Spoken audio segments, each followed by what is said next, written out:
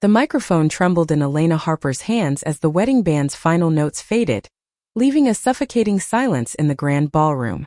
She stood alone on the stage, her heart pounding so loudly she swore the guests could hear it over the clink of champagne glasses. Then a sharp drunken laugh sliced through the quiet, followed by her cousin's voice. "God, Elena, you sound like such a dyke when you sing." The room froze. Elena's throat tightened, her fingers gripping the mic stand as if it were the only thing tethering her to the earth. She was 28, openly lesbian and no stranger to cruel jabs, but this one hurled at her sister's wedding in front of 200 guests, including her conservative family, cut deeper than any before. The word echoed in her mind, a weapon dressed in a smirk, and she felt every pair of eyes in the opulent Massachusetts venue turn to her, waiting for her to crumble. She didn't. Not yet. Elena forced a smile, her hazel eyes scanning the crowd for a lifeline. Her sister, Lily, radiant in her white gown, looked mortified, her new husband whispering furiously to the cousin who'd spoken. But it was the woman in the back, Clara Monroe, who caught Elena's gaze. Clara, 30, with her golden hair cascading over a soft gray sweater, stood out like a beacon in the sea of judgmental faces. Her eyes, warm and steady, held Elena's, whispering a silent "You're enough." And in that moment, Elena decided she wouldn't let the mockery silence her. She'd sing. She'd sing the song she'd written for Lily, the one she'd poured her heart into, and she'd make them all listen. Elena had always known her voice was different, low, husky, raw. It wasn't the polished, feminine lilt her family expected from a Harper woman. Growing up in their wealthy, traditional Boston suburb, she'd been taught to soften her edges, to speak quieter, to blend in. But her voice, like her identity, refused to conform. She'd come out at 19, and though her parents hadn't disowned her, their love came with a chill, a distance that grew wider with every family gathering. Lily, her younger sister by 2 years, was the only one who'd ever truly stood by her, defending her against their mother's pointed comments about finding a nice man, or their father's refusal to acknowledge her girlfriend at the time. Now at Lily's wedding, Elena had wanted to give her sister something real, a song, a piece of her soul. But as she stood on that stage, the weight of her cousin's words threatened to crush her resolve. She cleared her throat, her voice steadying as she spoke into the mic. "This is for Lily," she said, her eyes locking on her sister's. "Because love, real love, doesn't need to fit in a box." The band behind her stirred, the soft strum of a guitar filling the air. Elena closed her eyes, letting the music take her somewhere else, somewhere safe, where she wasn't the family's black sheep, where her voice wasn't a punchline. She began to sing. Her voice poured out, raw and unapologetic, weaving a melody of love and sacrifice. The lyrics told of two sisters, bound by secrets and dreams, navigating a world that tried to pull them apart. Each note carried Elena's pain, her defiance, her love for Lily. The room, once buzzing with whispers, fell silent. Even her cousin, now slouched in his chair, couldn't look away. Clara, still standing at the back, had tears in her eyes, her hands clasped tightly as if holding on to every word. But as Elena reached the chorus, something shifted. The lyrics, written late at night in a haze of memories, brushed against something buried deep, a family secret she hadn't meant to unearth. She sang of a letter, hidden in their mother's old desk, one she'd found as a teenager but never understood until now. It was a fleeting line, a poetic flourish, but it hit the room like a lightning bolt. Her mother, Margaret, sitting at the head table, went pale, her fork clattering against her plate. Her father, Richard, gripped her hand, his knuckles white. Elena's voice faltered for a moment, but she pressed on, unaware of the storm she just ignited. When the song ended, the applause was hesitant, scattered. Elena stepped off the stage, her legs shaking, and made her way to the bar, avoiding her parents' table. Clara was there before she could order, her presence a quiet anchor. "That was beautiful," Clara said, her voice soft but firm. "You were incredible up there." Elena laughed, bitter and raw. "Yeah, until my cousin decided to remind everyone I'm the family freak." Clara's hand brushed hers, a fleeting touch that sent a jolt through Elena's chest. "You're not a freak. You're fearless. And your voice, it's like nothing I've ever heard." Elena met her eyes, searching for a lie, but found only sincerity. She didn't know Clara well. Lily had invited her, a friend from college who'd recently moved back to Boston, but there was something about her, something that felt like coming home. Thanks, Elena muttered, her walls still up. But I think I just ruined my sister's wedding. Clara shook her head. You gave her something real. That's more than most people here can say. Before Elena could respond, Lily rushed over, her veil askew. Elena, oh my God, that was... I don't even have words. She pulled Elena into a hug, tears smudging her makeup. I'm so sorry about what he said. I could kill him. It's fine, Elena lied, her voice tight. I'm used to it. No, it's not fine, Lily said, her eyes fierce. And that line about the letter. What was that? Elena froze. She hadn't meant to include it, hadn't meant to drag up the past. Just something I made up, she said, but her voice betrayed her. Lily's brow furrowed, and Elena knew her sister wasn't buying it. Across the room, their mother was whispering furiously to their father, her face a mask of panic. Clara, sensing the tension, stepped closer. Maybe we should get some air, she suggested, her hand lightly touching Elena's elbow. Elena nodded, grateful for the escape.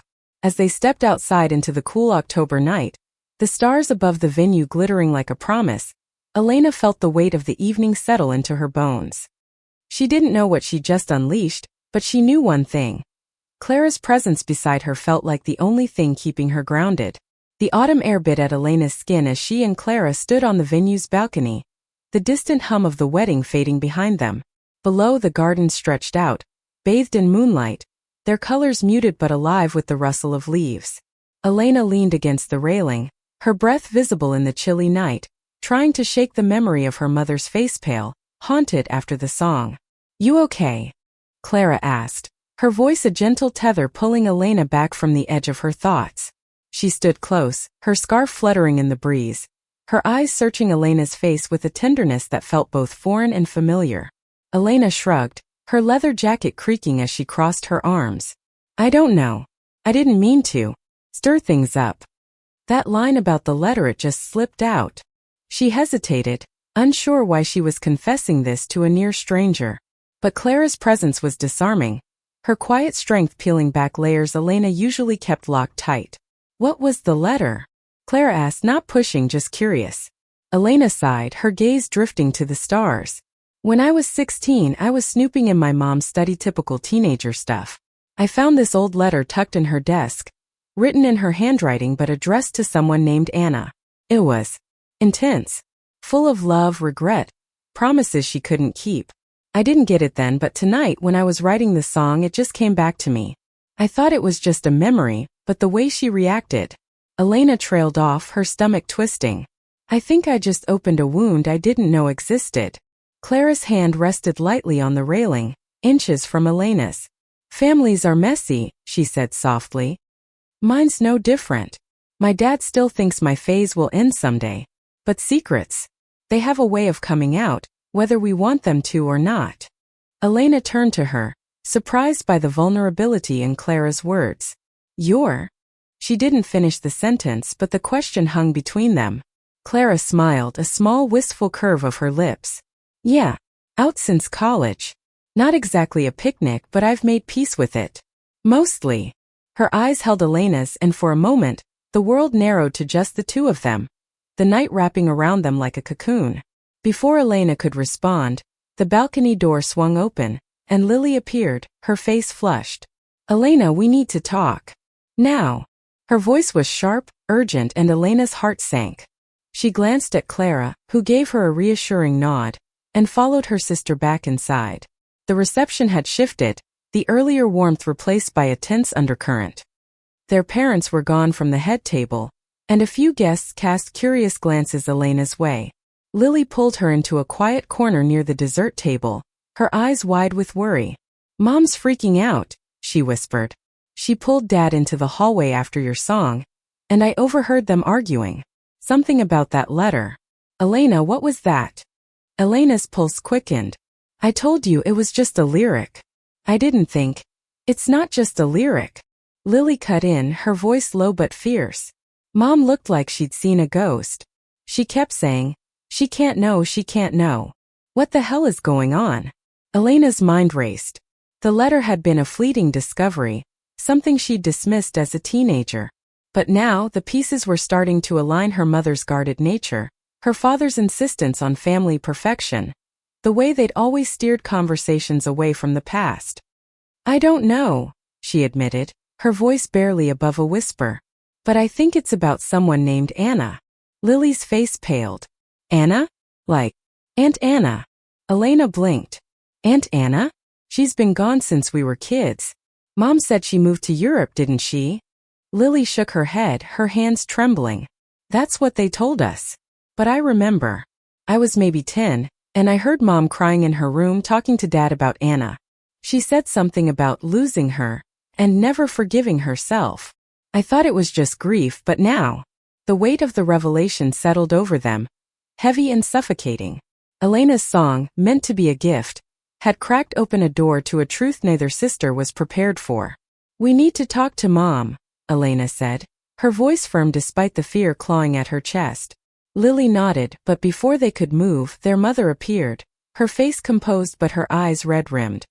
"Girls," Margaret said, her voice tight, "we need to leave. Now." "Mom, what's going on?" Lily asked, stepping forward. "What was that letter Elena mentioned?" Margaret's lips pressed into a thin line, her hands clutching her purse like a lifeline. "It's nothing. A mistake. Let's go." But Elena wasn't letting it go. "Not this time." "No," she said, her voice steady despite the storm inside her. "I'm done with secrets. Who was Anna to you?" The question hung in the air, sharp and unyielding. Margaret's composure cracked, her eyes filling with tears. "Not here," she whispered, glancing at the guests nearby. "Please, Elena." "Not now." Elena wanted to push, to demand answers, but Clara's voice broke through the tension. "Elena, maybe give her a moment," she said, stepping closer, her presence a quiet reminder of calm. Elena met her eyes, grounding herself in Clara's steady gaze, and nodded reluctantly. "Fine," Elena said, her voice low. "But this isn't over." As they left the corner, Clara stayed close, her hand brushing Elena's in a gesture that felt like a promise. The night had unraveled something bigger than Elena could have imagined, and as she walked back into the fading glow of the wedding, she knew there was no going back. The drive back to the Harper family home was a study in silence, the kind that pressed against Elena's chest like a physical weight. She sat in the back seat of her parents' sleek black SUV, Lily beside her, their hands clasped tightly. Their mother stared out the window, her face a mask of controlled grief, while their father gripped the wheel, his jaw set. Clara had offered to follow in her own car, and though Elena had hesitated, the thought of her nearby was a small comfort in the storm brewing within her. The house, a sprawling colonial in a gated Boston suburb, felt colder than Elena remembered. The living room, with its pristine furniture and framed family photos, seemed to mock the tension that filled the air. Margaret sat on the edge of the sofa, her hands folded tightly in her lap, while Richard stood by the fireplace, his back to them. Elena and Lily exchanged a glance, a silent agreement to push forward. "Mom," Elena began, her voice steady but soft, "we need to know about Anna." Margaret's shoulders stiffened, but she didn't look up. "There's nothing to know," she said, her voice clipped. "She was my sister. She left. That's all." "That's not all," Lily said, her voice trembling with frustration. "You've been hiding something our whole lives. That letter, what was it?" Richard turned, his face hard. "Enough, both of you. This is your sister's wedding day. Let it go." "No," Elena snapped, her patience fraying. "I'm done letting things go. I sang that song for Lily and it hit something, didn't it? You can't pretend it didn't." Margaret's eyes met Elena's then, and for the first time, Elena saw not just fear but raw, unguarded pain. "You don't understand," Margaret whispered. "You can't understand." "Then help us," Lily pleaded, leaning forward. "Mom, please." The room fell silent, the only sound the faint tick of the grandfather clock in the corner. Then slowly Margaret stood and walked to the study, her steps deliberate. Elena and Lily followed, their father trailing behind, his protests fading into resignation. Margaret opened a locked drawer in her desk, pulling out a faded envelope, its edges worn from years of handling. She held it out to Elena, her hands trembling. "This is the letter," Margaret said, her voice barely audible. "I wrote it to Anna. But I never sent it. Elena took it, her fingers brushing the yellowed paper. The weight of it felt like a confession, heavy with unspoken truths. She opened it carefully, her eyes scanning the words she glimpsed as a teenager but never fully understood. It was a love letter, raw and aching, filled with promises of a life together. Apologies for choosing duty over desire. I love you, Anna, but I can't leave them. I can't break this family apart. Elena's breath caught. She looked up at her mother, the pieces falling into place. You loved her? Like loved her? Margaret nodded, tears spilling down her cheeks. Anna wasn't just my sister. She was everything. We were young in college and I thought we could have a life together. But our parents found out. They threatened to cut us off, to ruin us. I was scared, Elena. I chose the safe path. I married your father, built this life, but I broke her heart. And mine. Richard's face was unreadable, but his silence spoke volumes. Lily's hand found Elena's, squeezing tightly. What happened to her? Lily asked, her voice small. Margaret's voice cracked. She left. She couldn't stay here, not after. She moved to New York, cut contact. I heard she got married, had a daughter. But I never saw her again. Elena's mind reeled. Her mother, the woman who'd criticized her for years, who'd pushed her to fit in, had loved a woman. Had chosen to bury that love to preserve the family's image. The irony was bitter, sharp. Why didn't you tell us? Elena asked, her voice thick with emotion. All these years you let me think I was the only one. The only one who didn't belong. Margaret reached for her, but Elena stepped back, the letter still in her hand. I thought I was protecting you, Margaret said, her voice breaking. I thought if I could keep you from feeling what I felt, from losing what I lost, you'd be safe. But I was wrong. I see that now. The room felt too small, the air too thin. Elena turned and walked out, the letter clutched tightly in her hand. She needed air, needed space.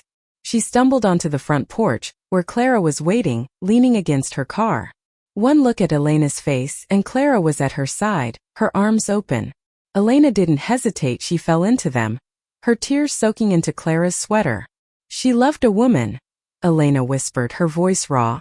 My mom. She's like me. Clara held her tighter, her hand stroking Elena's hair. You're not alone, she murmured. You never were. The next morning the Harper house was quiet, the kind of quiet that follows a storm. Elena sat at the kitchen table, the letter spread out before her, its words burned into her mind. Clara had stayed the night, sleeping on the couch despite Margaret's insistence that she take a guest room. Her presence was a lifeline, a reminder that Elena wasn't navigating this alone. Lily joined her, her eyes puffy from a sleepless night. I can't believe it, she said, staring at the letter. All this time Mom was carrying this. And we never knew. Elena nodded, her throat tight. I spent my whole life thinking she hated who I am. But she was just scared.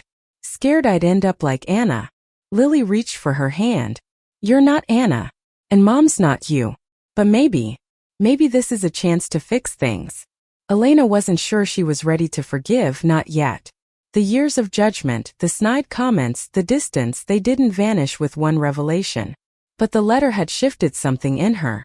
A crack in the wall she'd built against her mother. She wanted to understand, to bridge the gap. But the hurt ran deep. Clara appeared in the doorway, her hair tousled, a mug of coffee in her hand. Morning, she said, her smile soft but cautious.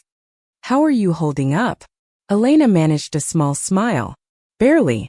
But thanks for staying. Clara sat across from her, her presence steadying. I wouldn't be anywhere else. The conversation was interrupted by Margaret's footsteps. She entered the kitchen, her face drawn but resolute. I owe you both an apology, she said, her voice steady despite the tremor in her hands. Elena especially. I thought I was protecting you, but I was wrong. I pushed you away because I couldn't face my own pain. And I'm so sorry. Elena's eyes stung, but she held her mother's gaze. Why didn't you fight for her? She asked, her voice raw. You loved her. Why didn't you choose her? Margaret's shoulders sagged. I was young. Scared. Our parents. They made it clear there was no place for us if we chose that path. I thought I was doing the right thing, building a life for you girls, for your father. but I lost myself in the process. And I hurt you. The words hung heavy, a confession years in the making.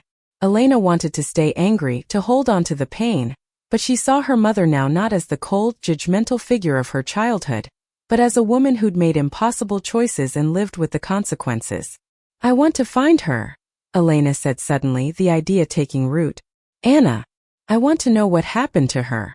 Margaret's eyes widened, fear flickering across her face. Elena, she's gone. It's been decades.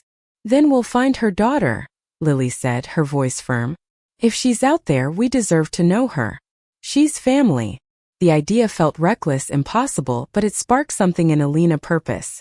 She looked at Clara, who nodded, her eyes bright with encouragement. I'll help, Clara said. Whatever you need. Over the next week, Elena and Lily dove into research with Clara by their side. They scoured old records, social media, anything that might lead to Anna or her daughter. It was Clara who found the lead, a woman named Sophie, living in New York, whose mother, Anna, had passed away 5 years earlier.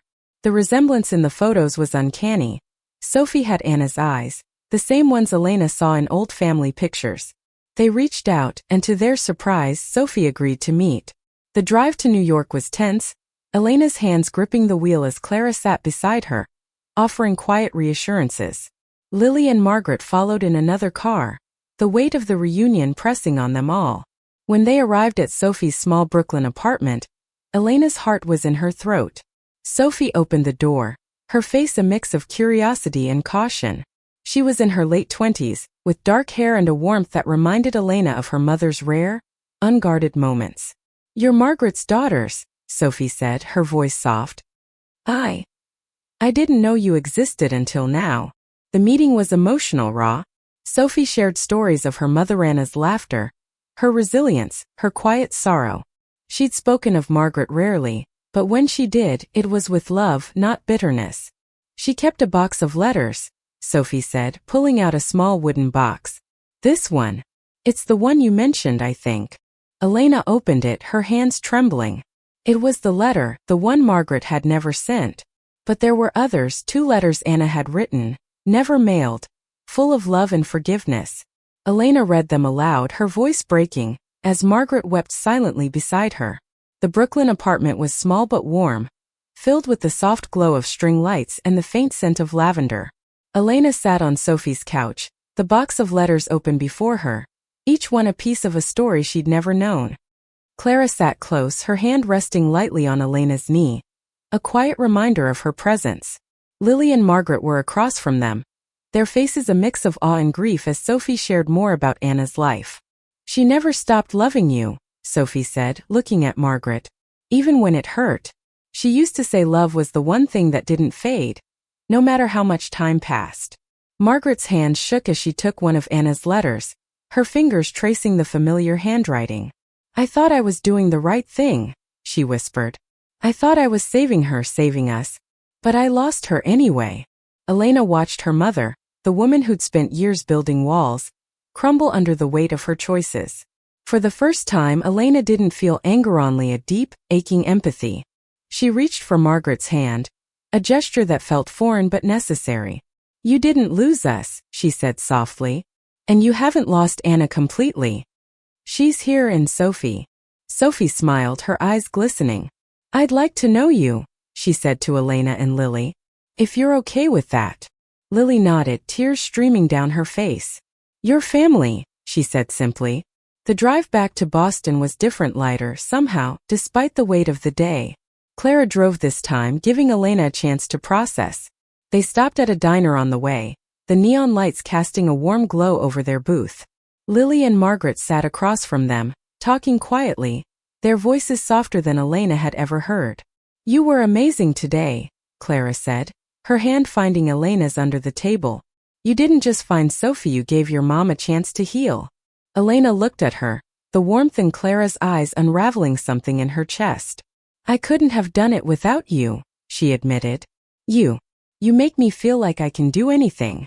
Clara's smile was slow, radiant. You can. And I'll be here if you'll have me. Elena's heart stuttered, the words she'd been holding back spilling out. I want that. I want you. The confession hung between them, fragile and perfect. Clara leaned in, her lips brushing Elena's in a kiss that felt like a beginning. It was soft, tentative, but filled with a promise that made Elena's chest ache with hope.